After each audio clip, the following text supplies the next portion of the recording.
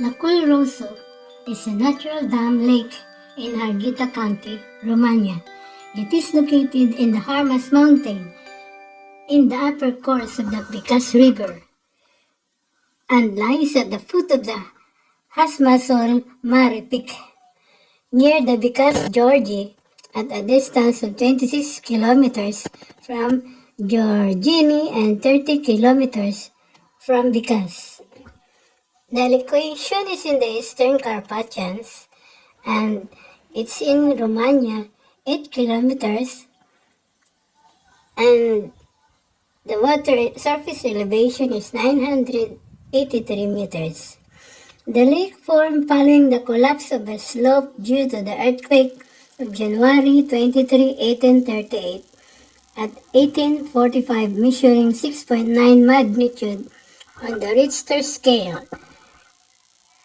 8 intensity, the landslide blocked the course of the Bicaz River and the lake formed this dam.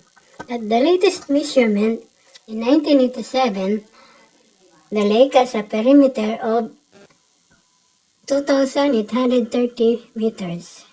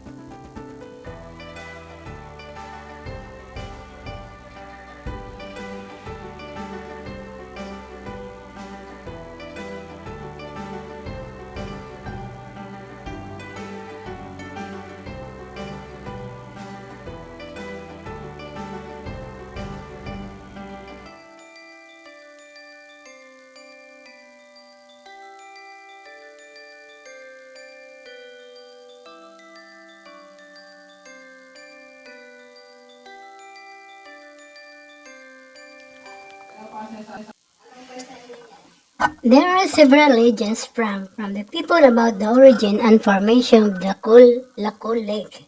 Once upon a time, a beautiful girl, Esther Fasicas, lived in the Gergu area. She was as slender as a pear tree, with lips as red as blood, green-grayish eyes, and hair as black as ebony. On a sunny July day, Esther decided to the St. Nicholas Market. There she saw a handsome humanly lad who with his bare hands could fight a boar and play the flute like no other. He was able to build a house all by himself or even carve a chariot. Once they laid eyes on each other, and because love strikes unexpectedly like at lightning, they fell in love. The young man bought Easter a heart-shaped gingerbread with a mirror in its middle and a little blue scarf, asking her to be his bride. The wedding never took place because he had to go to serve his bit in the army.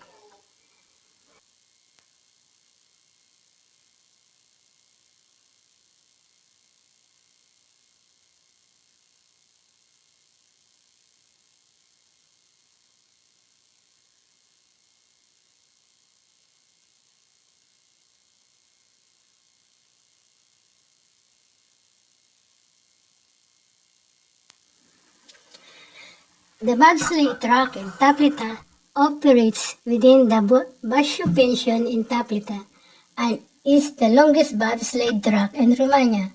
The length is over 1,900 meters. Curbs are added.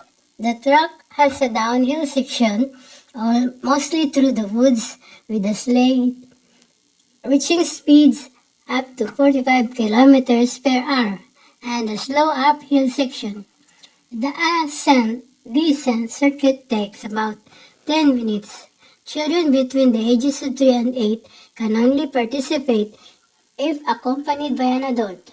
Two people are allowed in a sleigh, provided that they do not exceed 150 kilograms together. The bob race is 20 ron per ship, and starting with the age of 14 and 25 ron ship. The rate is not per sled but per person, but one or two can climb the same sled. Access is based on an individual and a non-transferable card, and the guarantee for each card is 10 ron. The facility is open.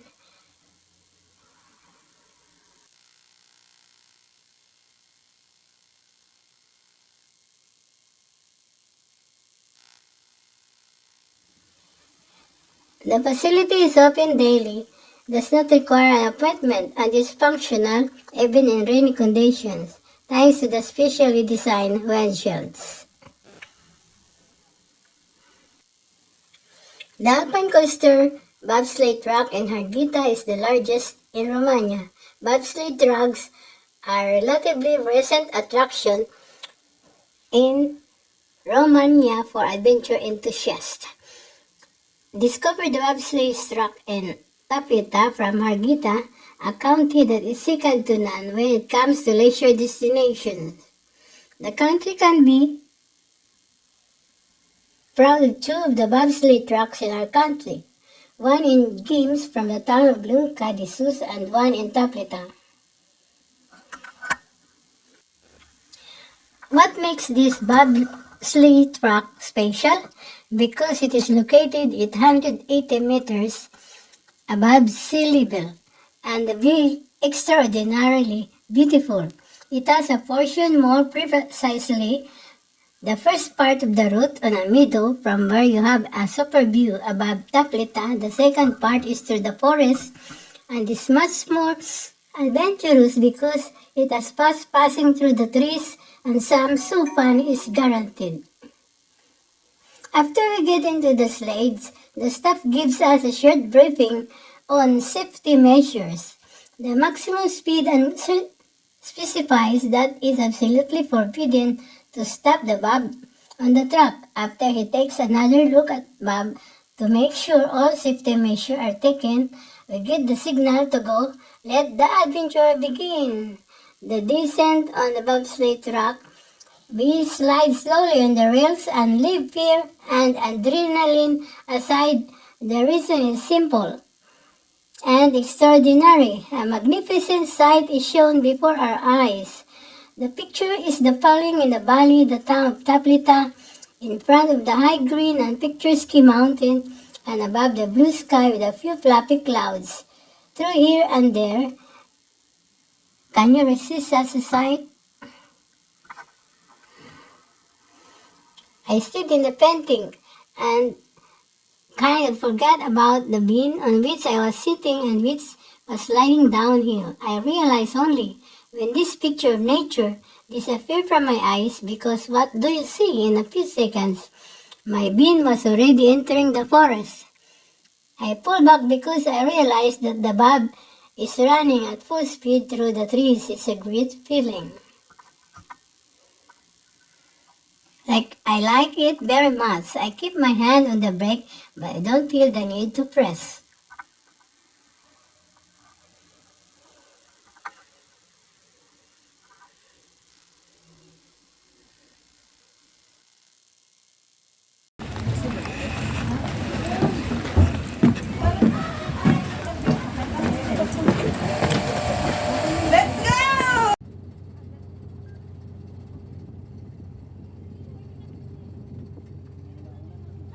Mamili ng video nito na ilalagay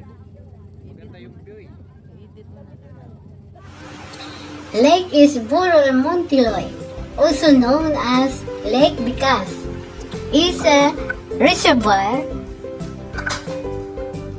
located on the middle course of the Bistrița River in Romania, in the eastern Carpathians, 4 kilometers upstream from the town of Bicaz in Yamp County. The lake, with an elongated shape in the northwest-southeast direction, has an area of 32.6 kilometers and was formed after the construction built between the 1950s and 1960s of a dam that supplies the 210 megawatts hydropower plant built during the communist regime, including with the contribution of forced labor performed by political prisoners for the construction of the dam and the development of the lake. 22 villages in the area were displaced and the natural landscape was drastically changed, being declared an aquatic nature reserve in 2000. The lake is bypassed on its northeastern shore by National Road DN15, which connects Bethlehem to Taplica. Baka sa YouTube ka na. The construction of hydropower complex. 3 sites were considered for the dam. Padaan lang The yun. first project for the future hydropower complex was made by the Romanian engineer Dimitri Leonida in 1908 in the form of a paper with which he obtained at the Polytechnic School of Berlin Charlatan boards the diploma of electrical engineer. Other versions of the project follows. The lack of funding postponing its realization until after the Second World War, when the need for energy needed for the heavy industry development project determined the start of its realization. Based on the studies of the Institute of Energy Studies and Science, Bucharest developed in the period 1949 to 1950. It was decided the complex hydropower arrangement of the Bistrița River, having as a starting point and base the construction of the dam, which was to be initially baptized Vladimir Ilyich Lenin. The technological base of the machines was provided by the Soviet excavators, Shikoslapak, Tatra dump trucks, and Soviet dredges. Electricity was provided initially until the interconnection in the national energy system by a 6 megawatts diesel plant. The construction activity was carried out rigorously and the materials used were of high quality. The work started in the fall of 1950 in the form of the 3 construction sites located at the entrance and exit of the abduction tunnel, Carno and Stirao villages, and in the area of the future dam near the confluence of the Bistrița with the Izvorul Montiloy stream, with the design and geological surveys provided by the same SP Bucharest. Thank you very much for supporting my works, and thank you for the cooperation of the Filipino Pre-Movement of Romania. Thank you very much. And the group are very welcome, and thank you for everyone. To be continued, and just go again.